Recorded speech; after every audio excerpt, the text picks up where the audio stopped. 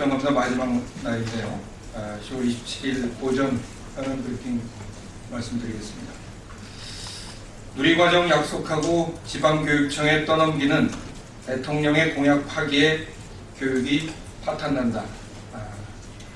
박근혜 대통령의 공약을 이행하는데 예산을 편성하지 않아 결과적으로 교육 예산이 대폭 줄어드는 일이 발생했습니다.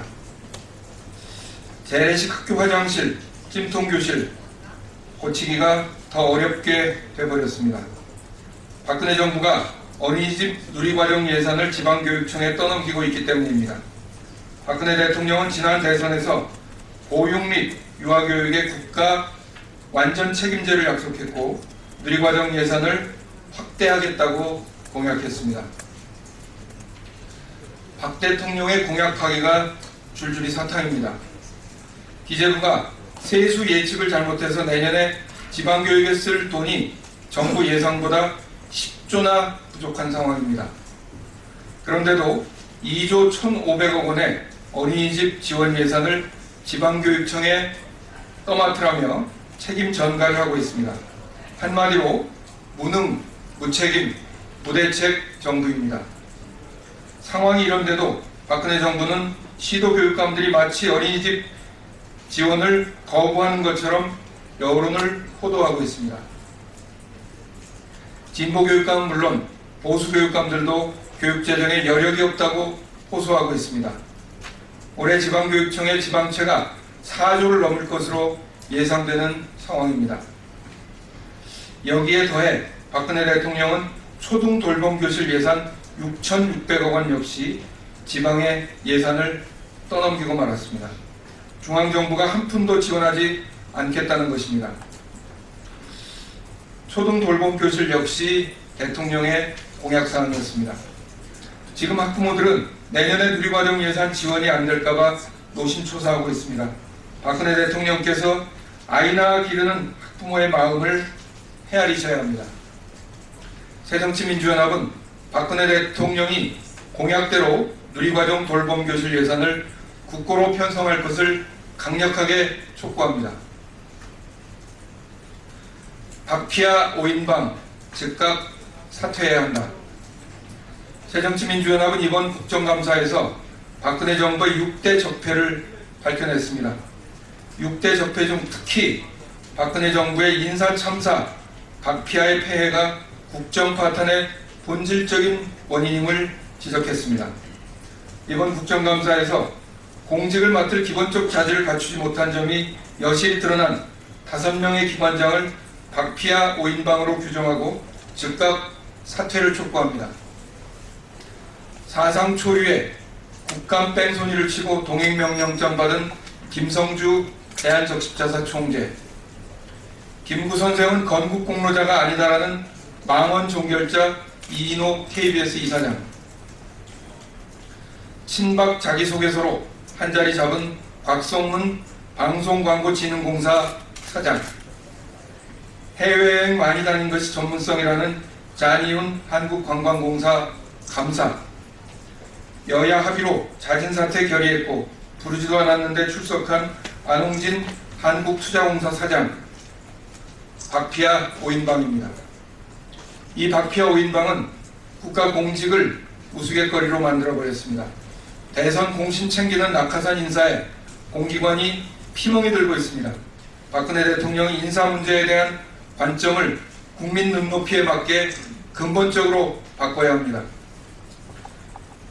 김성주 대한적십자사 총재, 이인호 KBS 이사장, 곽성문 한국방송광고진흥공사 사장, 잔이훈 한국관광공사 감사, 안홍진 한국투자공사 사장, 이분들에게 용퇴를 기대하는 것보다 차라리 박근혜 대통령의 용단을 기대하는 것이 빠른 판단일 것입니다. 박근혜 대통령은 이번 국감에서 부적절 인사임이 만천하에 드러난 박피아 5인방을 즉각 사퇴시켜야 합니다. 전작권 환수 무기연기, 명분도 실리도 잃었다.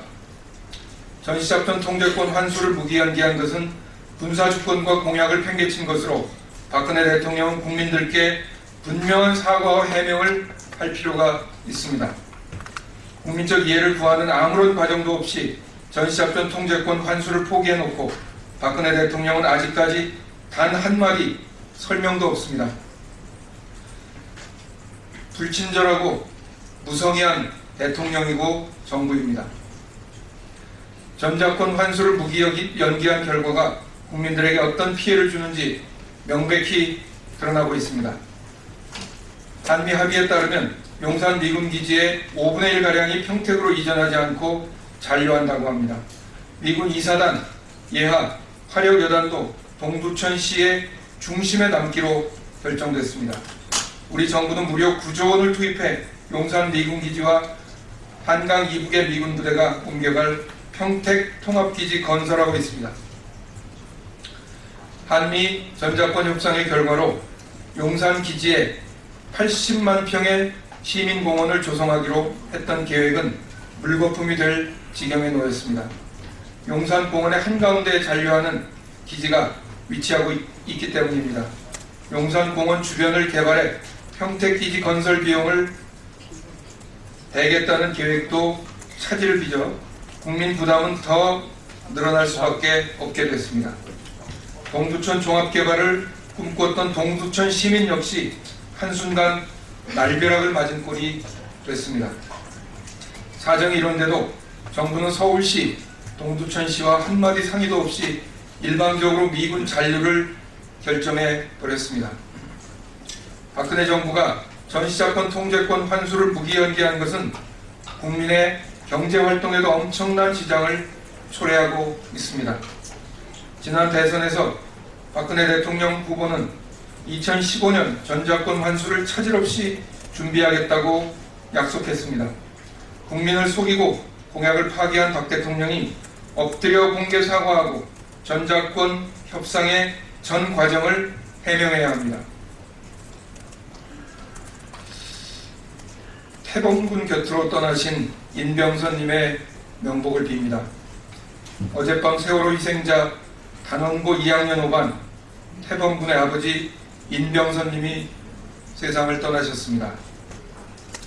세월호 참사 전 종합검진에서는 아무 이상이 없었는데 얼마 전 검사에서 담낭한 판정을 받고 채 한 달을 넘기지 못했습니다.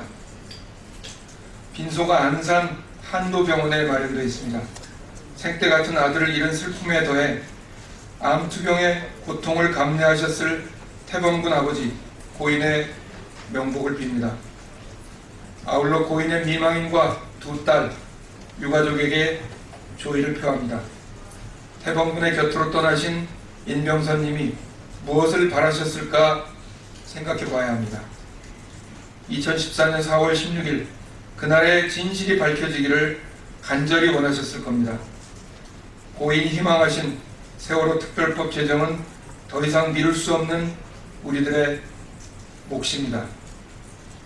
하늘나라에서 아들과 함께 웃으시길 국민과 함께 태범군 아버지 인병선님의 명복을 빕니다.